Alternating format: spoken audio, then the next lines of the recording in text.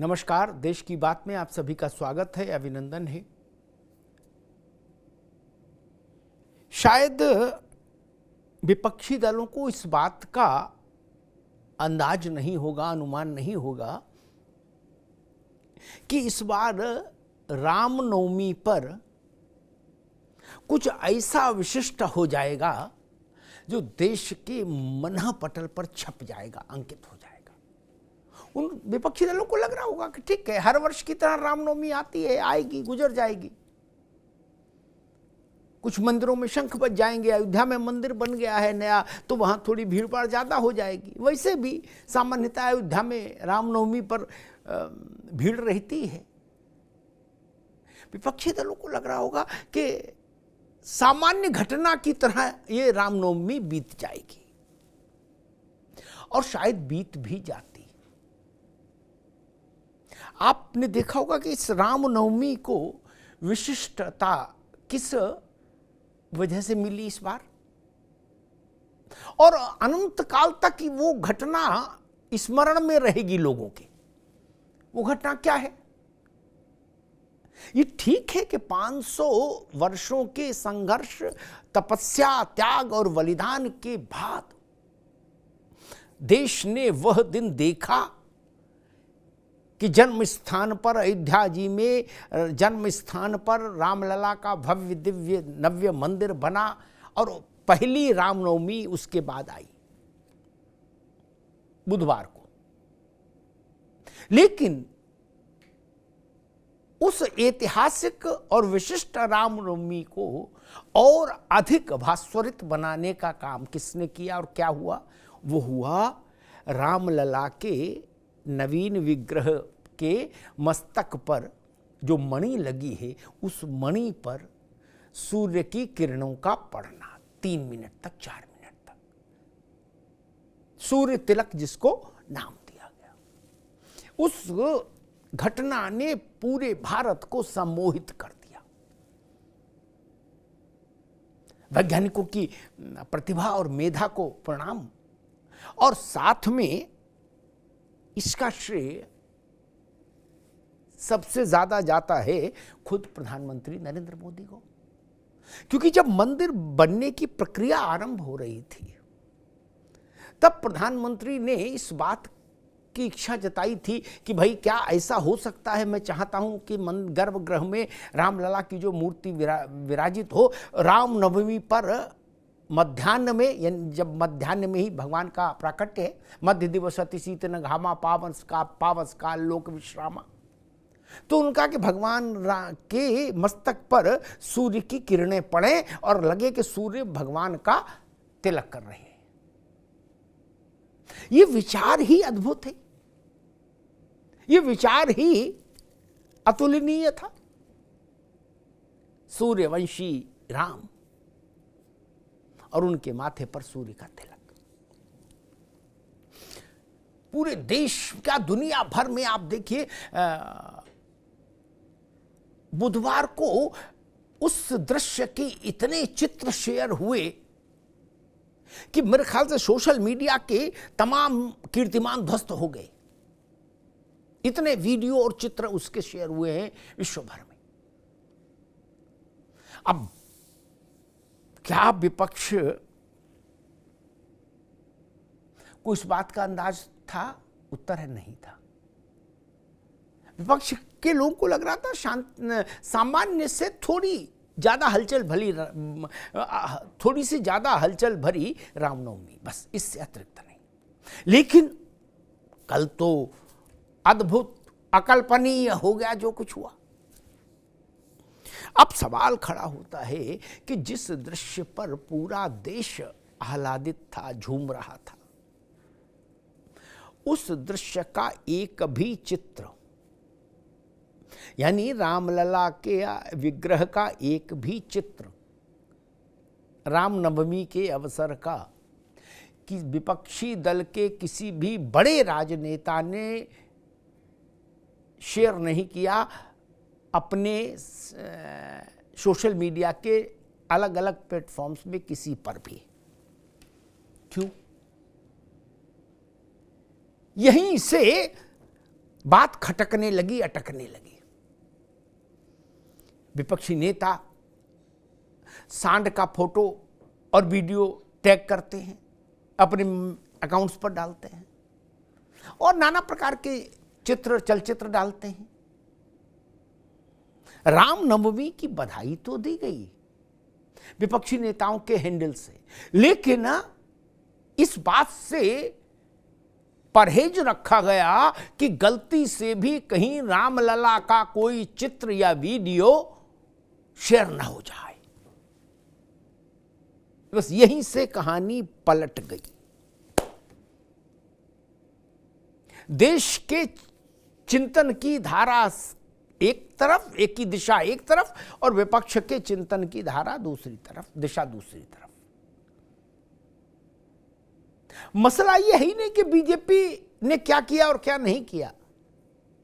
मसला ये कि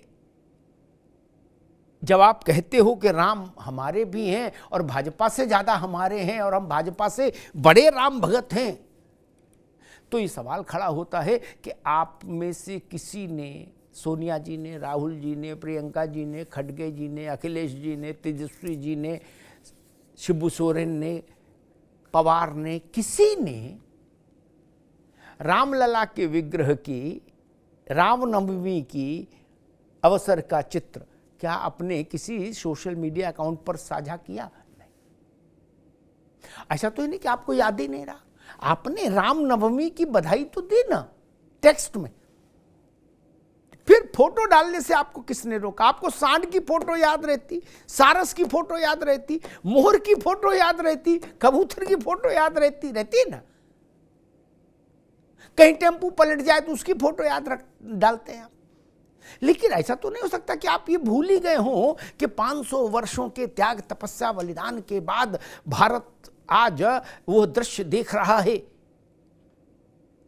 कि जन्म स्थान पर भव्य मंदिर में रघुवंश शिरोमणि विराजमान है, रामलला विराजमान है, और वो पहली रामनवमी है इस नाते।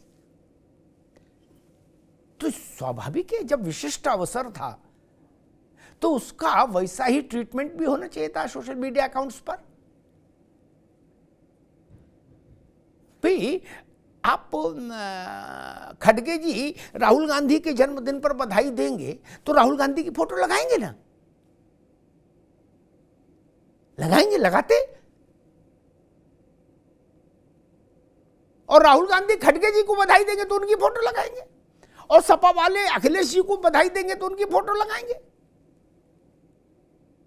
ये सब पर लगू। लेकिन रामलला के प्राकट्योत्सव पर ये कंजूसी क्यों, ये अस्पृश्यता क्यों, ये संकोच क्यों? क्या रामलला से कोई विरोध है? क्या रामलला आपके खिलाफ चुनाव में खड़े हैं? नहीं ना। क्या कोई रामलला से विरोध करके रह सकता है? नहीं ना। वो तो अखिल विश्व के स्वामी है। ये एक बड़ी संकट की स्थिति, बड़े संकट की। और यहीं पर मेरी समझ कहती है विपक्ष ने गलत शॉट चल दिया। जब वोट इतना नजदीक, बुधवार को रामनवमी और शुक्रवार को मतदान, सोचिए सिर्फ एक दिन बीच में, तब इतनी बड़ी गलती कर जाना कि जो विषय भारत के मन का विषय है, जो विषय भारत के हृदय स्थल का विषय है, उस विषय में ऐसा व्यवहार उस विषय पर कि रामलला का चित्र या वीडियो डालने में आपके हाथ कांप रहे थर-थर। किस बात का भय? कोई तो भय होगा ना। समझ तो है नहीं, आप हैं तो समझदार, फिर भय किस बात का था? काशी विश्वनाथ आप राहुल जी गए थे तो वहां की कुछ फोटो कम मिलनी थी मंदिर की, तो इस बात पे पूरी कांग्रेस नाराज हो गई थी कि अब हम डालें क्या डिजिटल प्लेटफॉर्म्स पर राहुल जी के। उनकी त्रिपुंड वाली फोटो नहीं दी मंदिर ने। इसका मतलब फोटो डालने में आप रुचि रखते हैं, अच्छी रुचि रखते हैं, उसकी तासीर को भी समझते हैं। लेकिन अयोध्या के साथ ये परहेज, क्या किसी वर्ग को प्रसन्न करने के लिए ऐसा है? बड़ा प्रश्न है। क्या किसी तुष्टीकरण के तहत ऐसा कर रहे हैं?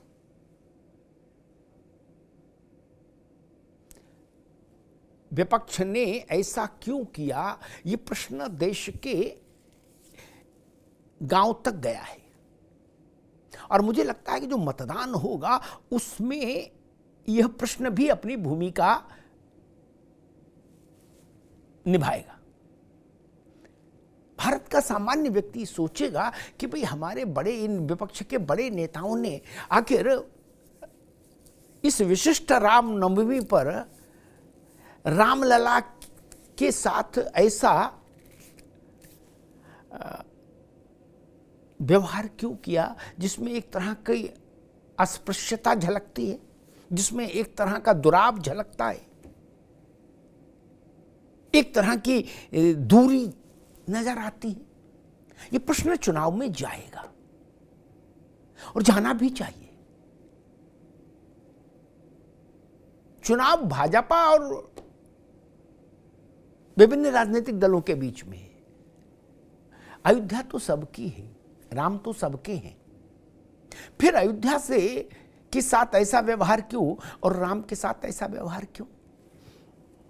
और विपक्षी दल अयोध्या के मामले में उनका ट्रैक रिकॉर्ड इतना विचित्र है कि देश में ये भी अच्छे से याद है देश को कि गांधी नेहरू परिवार दिसंबर 1949 से लेकर अब तक रामलला के दर्शन करने नहीं गया। नेहरू जी से लेकर आज प्रियंका गांधी के बाल बच्चों तक कोई। क्यों? आप सब जगह जाते हो, यत्र तत्र सर्वत्र घूमते हो, लेकिन वहां नहीं गए। क्यों? मुलायम सिंह जी, अखिलेश यादव जी, मायावती जी, उत्तर प्रदेश के तमाम मुख्यमंत्री, कोई अयोध्या नहीं गया। क्यों? अयोध्या भारत से बाहर है क्या? आप हॉलैंड और स्विट्जरलैंड और वहां घूम सकते हो, लेकिन लखनऊ की बगल में अयोध्या, वहां जाने का समय नहीं। क्यों? कोई वजह तो रही होगी ना। जो वजह है हम भी समझ रहे हैं, तुम भी समझ रहे हो। वजह क्या है? और जो वजह है वही वजह वोट की वजह भी बनेगी, ऐसा लग रहा है। क्योंकि देश में इस बात को लेकर उद्वेलन है कि जाने कहां कहां जाने वाले राजनेता। अच्छा, पहले कहा गया था कि भाई 10 तारीख को नहीं 22 जनवरी को माफ करेंगे नहीं जाएंगे अयोध्या, क्योंकि वो प्राण प्रतिष्ठा का कार्यक्रम, उसमें तो मोदी होगा, मोदी जी छाए रहेंगे। 22 जनवरी के बाद आप गए नहीं। क्या किसी विपक्ष के बड़े नेता को बस से जाना था, टिकट के पैसे नहीं थे? नहीं। रेलवे में टिकट रिजर्वेशन नहीं मिला? ऐसा भी नहीं। निजी विमानों से उड़ने वाले लोग, भारी भरकम सुरक्षा व्यवस्था के साथ चलने वाले लोग अयोध्या जाने का समय नहीं निकाल पाए। जिस कारण से वो अयोध्या नहीं गए, शायद उसी कारण से उन्होंने रामनवमी के अवसर पर रामलला का चित्र या कोई वीडियो शेयर करने से खुद को रोका। ये एक बड़ा सच है भारत के वर्तमान राजनीतिक परिदृश्य का। नमस्कार।